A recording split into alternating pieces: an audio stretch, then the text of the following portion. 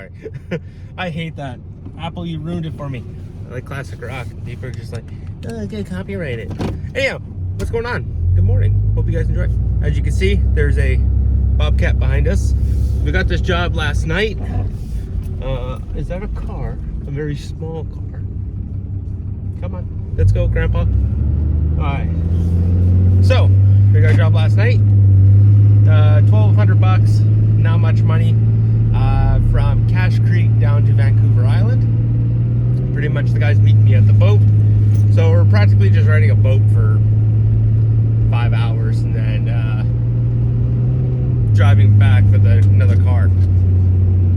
So, yeah, we're on Highway 1. We're just out of, I just picked up in Cache Creek about, well, I picked up at 7. It's 9:13 now. As we were leaving Cache Creek, I had to go pick up some coffee. As you know, Tim Hortons, Canadian thing to do. I blew a tire. No, I didn't blow a tire. I say I blew a tire as if the tire went boom. It didn't. Yeah, we found a screw. And wow, the stabilization in this camera is pretty good, but I don't know if it's this good. But yeah, I found the nail that the guy lost. Or not nail, I think it was a screw, like a tack screw or something. I don't know, it's a big screw. But yeah, we found it. So I had to go back to Cal Tire. Now, the reason I had to go to Cal Tire is because since we bought our tires for the trailer and the truck at Cal Tire, repairs are free. Now, I know some people might go, oh, you didn't have a puncture toolkit. I do. That's how I got back there. I also have a spare tire. But no, the reason why I use Cal Tire, and probably forever, is that the tire repairs are free and you get half charge price for, I think it's half charge price. I might be wrong on that, so don't hold me to it. But it might be half price charge for service calls. So say you get a flat tire just out of the road, as long as there's a Cal Tire close to you, they'll come out and repair your tire. If you don't have a spare. So, holy crap, they're doing a lot of work over there. They're building a lot of river rock. But yeah, so the tire repair this morning was free. Didn't cost me anything. Thank God for that, because usually it's about 60 to 70 bucks. Now, if you have 4 tire repairs in the lifespan of in your set of tires, you actually got your tires almost like 1 tire for free. And oh, I'm so glad I am not speeding. So I find out they actually had a guy sitting in a bush way back there, and he's just gonna flag me over right now. There's like a cop just chilling here on the side of the road. We'll see what he does, see what he says. Is he? Oh, it's CVSE. Am I about to get pulled over? Don't let me down. Oh, he's staring at me. He's not pulling out though. I have 4 points of contact on the skid steer, okay? I'm a good boy. Legally, you only need 2. Imagine that. You only need 2 contacts of actual tie down for a skid steer. I have 24,000 pounds worth of tie down on a 5,000 pound machine. Okay? It ain't going nowhere. And so, yeah, I guess CVSE is just sitting there. He's waiting for someone. Or there's a wide load about to come towards this bridge. That now they'll normally close this bridge because we're on Spencer's Bridge right now. And so if you have a really wide load, they have to close this bridge because your weight, there's a weight limit on this bridge. So odds are they're probably out here to close this bridge if there's an oversized load coming. Which wouldn't surprise me. They ship oversized loads down this road all the time.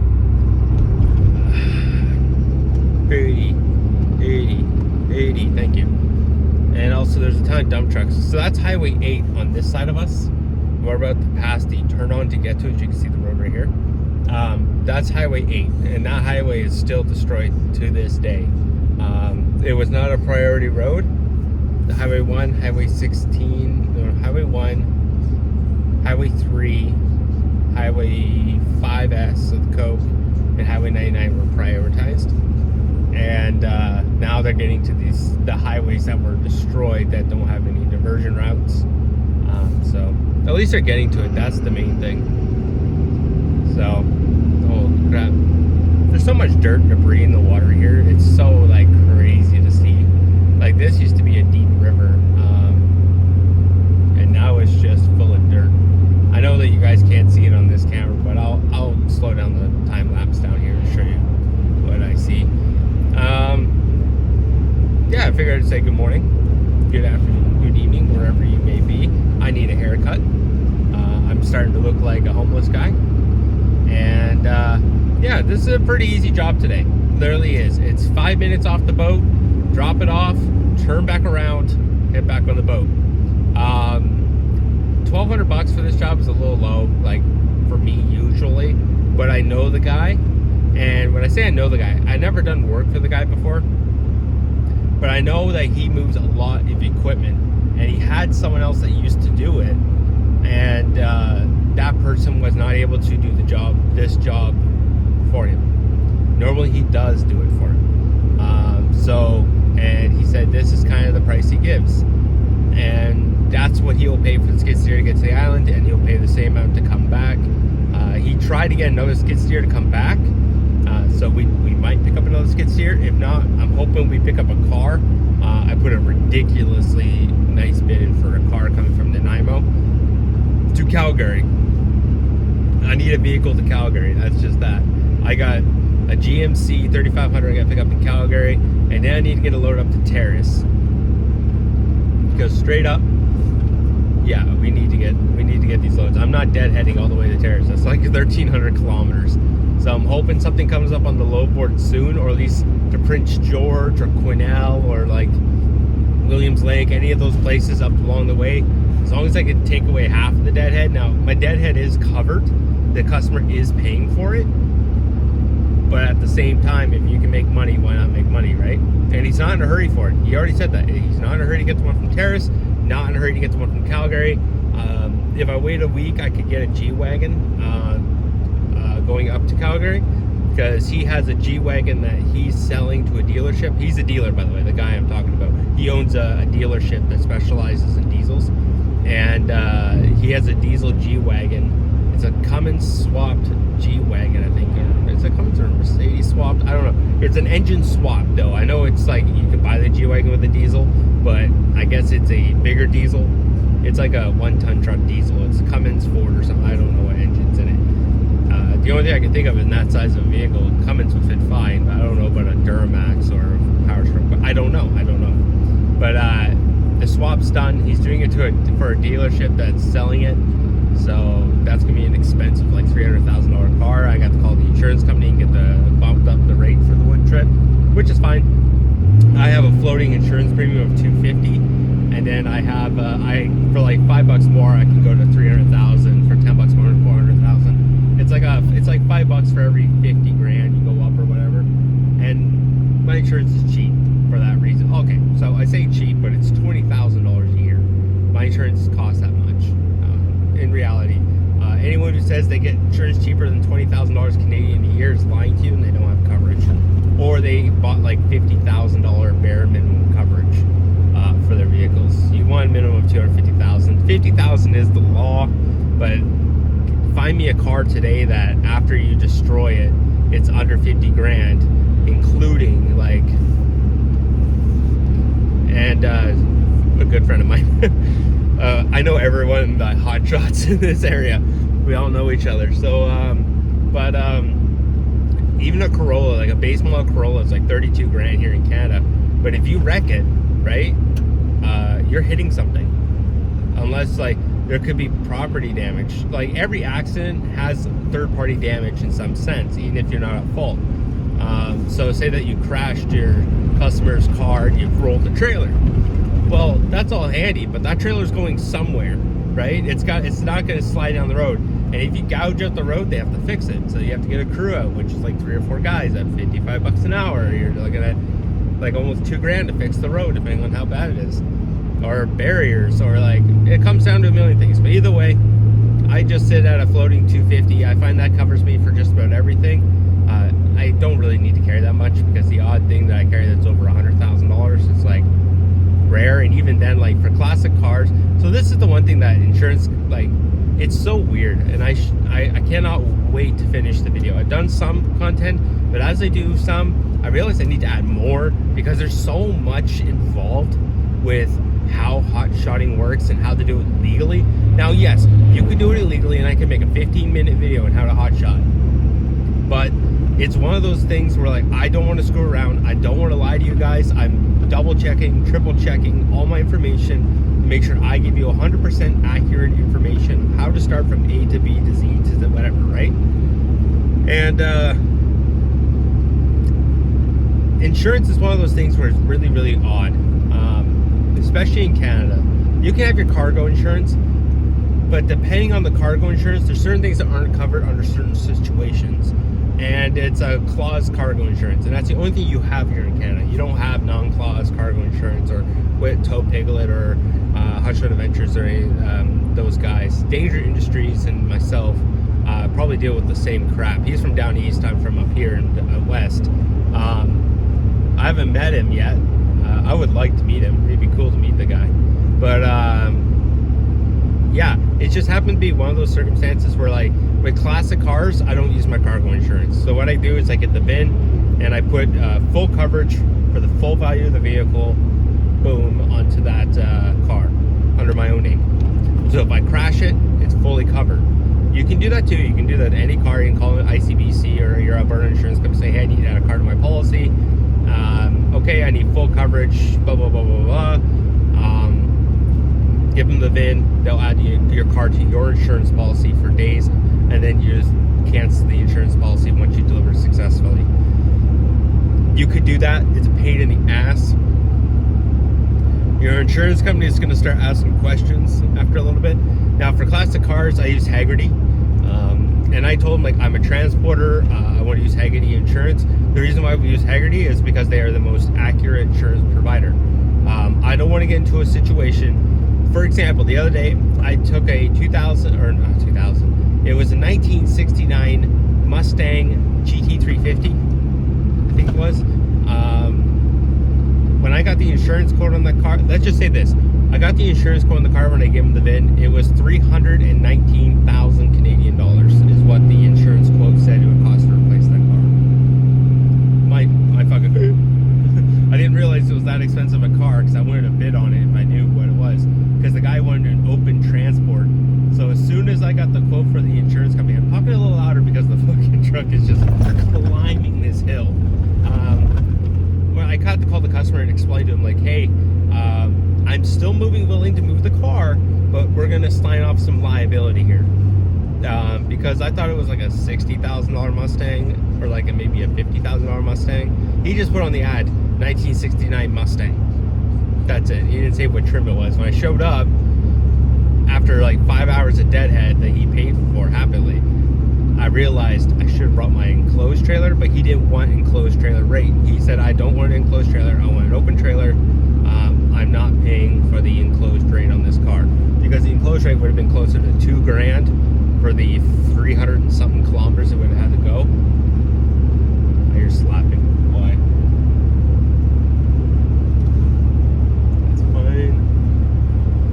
Must be just the road. Heard it in the back on this side, so I thought maybe I got flat or started to have tire peel on brand new tires, which would be ridiculous. But yeah, I had to make him sign some liability saying that he took responsibility for rock chips or cracked windshields, things like that. Road rash that would have happened. Well, the liability form I had them sign says that I'm not responsible for anything that would have happened to the vehicle in result of driving the vehicle that distance. So cracked windshield, a chip in the paint, things like that. Now, if I total the car, if I get into an accident, total the car, absolutely I will cover that. But I will not cover a chip paint on an open trailer if he refuses to pay for an enclosed. Felt bad. I probably should have just swallowed the enclosed price, but at the same time, I'm in here to run a business. I'm not in here to work for free. And most, like, enclosed trailers are great to have, but not a lot of people want to use them because they are expensive. They cost more. People argue with us all the time saying, why does it cost more? Because it doesn't actually cost us really that much more to haul it. It sure fucking does, guy. It costs a lot more money to haul it enclosed than it does to haul it open. Anyhow, we're on our way down to Vancouver Island. figured I'd give you guys an update. But yeah, I'm excited to make this video. It's almost done. I keep adding stuff to it. I think that's my problem. I might make it just an entire playlist, because based on the footage I have like 7 hours of footage that I need to render through and just turn it into a series, because there is so much you can get wrong. And like a whole video can be just dedicated to registration, weights, insurance, and like just the document side of things, like just to get the company started. Like those are the things that you need to jump on, like authorities and things like that. Could be a whole video on its own before we even get to the point of strapping down a load. And I'm doing this based on you not having any knowledge whatsoever of how to do anything, okay? I'm not making a video based on like, oh, you already know what you're doing. No, I'm making a video based on this if you've never driven a truck in your life. Oh my God, my nose is itchy. I can't wait till this freaking crazy weather goes away. Then I won't be so annoyed. Anyhow, we're coming up to the accident, or not an accident, but it's where the landslides were on the highway, so it's going to be a little slow going here. We'll talk to you guys in a little bit. I'll let you know when we get down to Vancouver. We're probably going to stop and hope for fuel, because we already burnt a quarter tank of diesel. Because this thing doesn't have glass on the front, so it's pretty much a parachute. So yeah, we'll see you guys in a little bit. Bye-bye.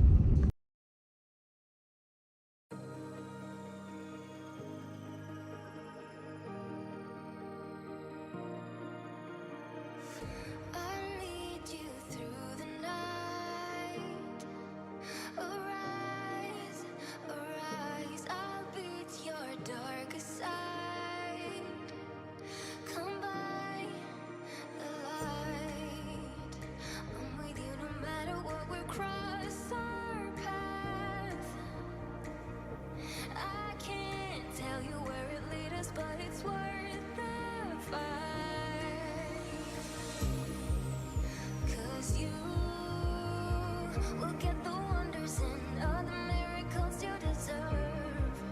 Baby, you will see the world and you will understand why I'm in love. You will find the answers you've been asking for. Who am I? Who am I? They will treat you like a king and lord of the heaven lights, heaven lights.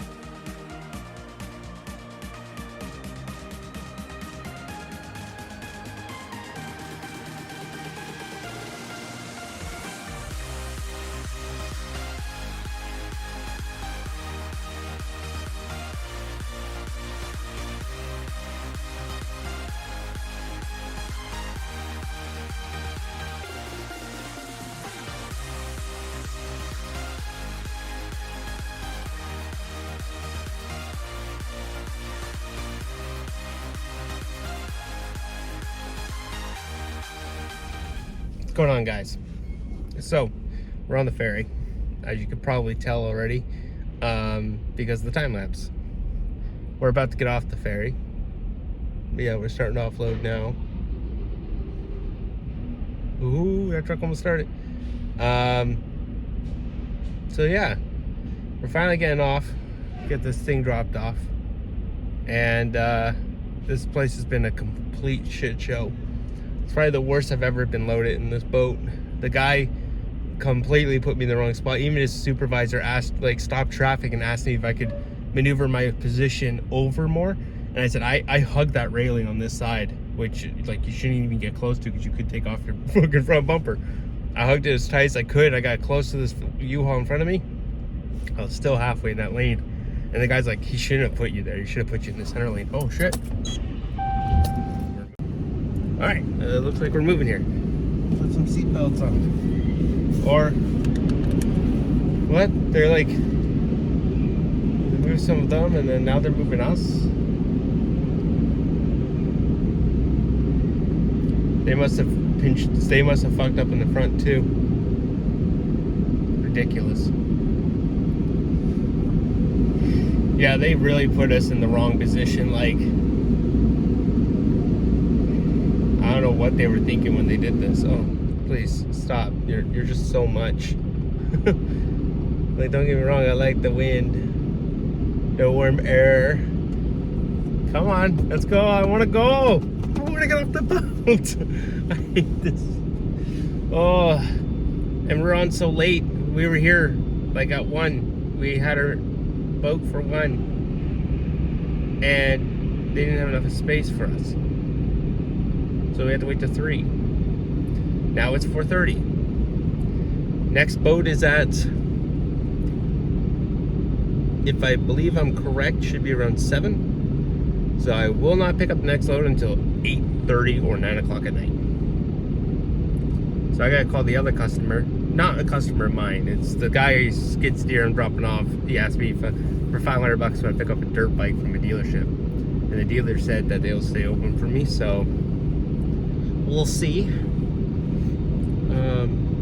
What the fuck is going on here?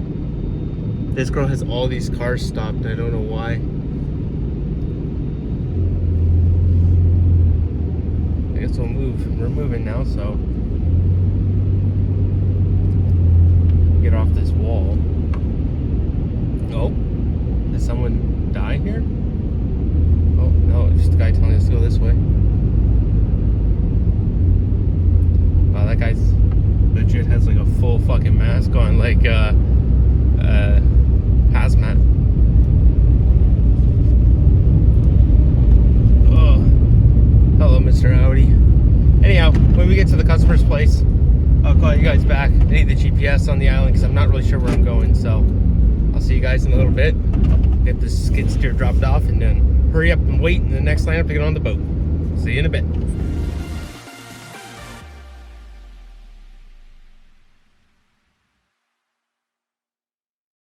The sun beats down on a lonely town, a couple miles away from you.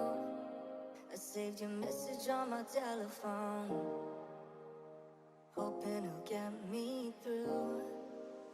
At times my words aren't right, but you know where I am tonight. I'll be flicking through pictures of yesterday, alright. Keep me close to you. This can't be over soon. I know we're falling apart, my darling, but I'll be waiting for you. Keep me close.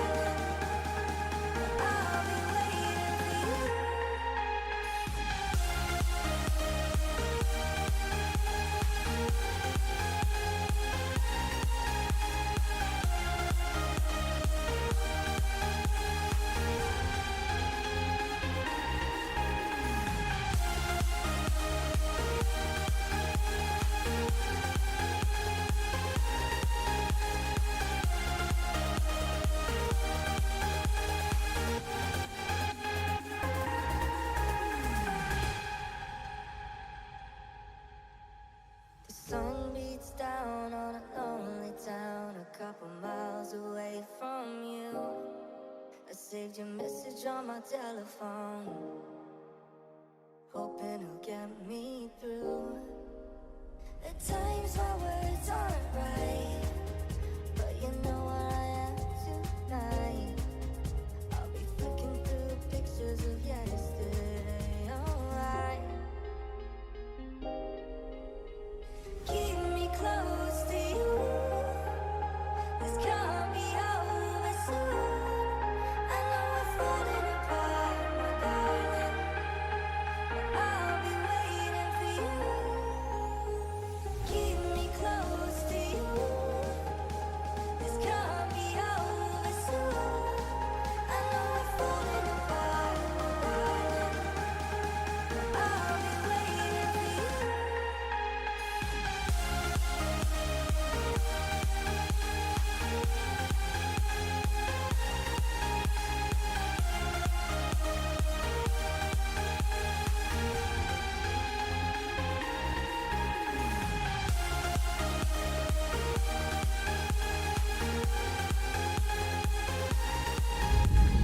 You know, I've been ready to go to sleep now for a little bit. I've been on the boat, just about to get off.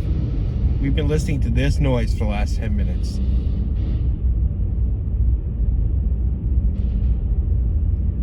Did it stop?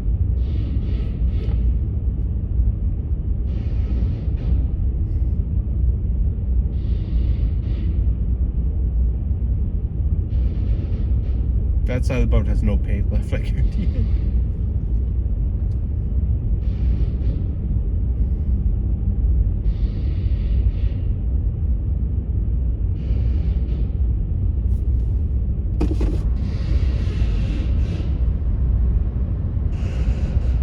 Perfection.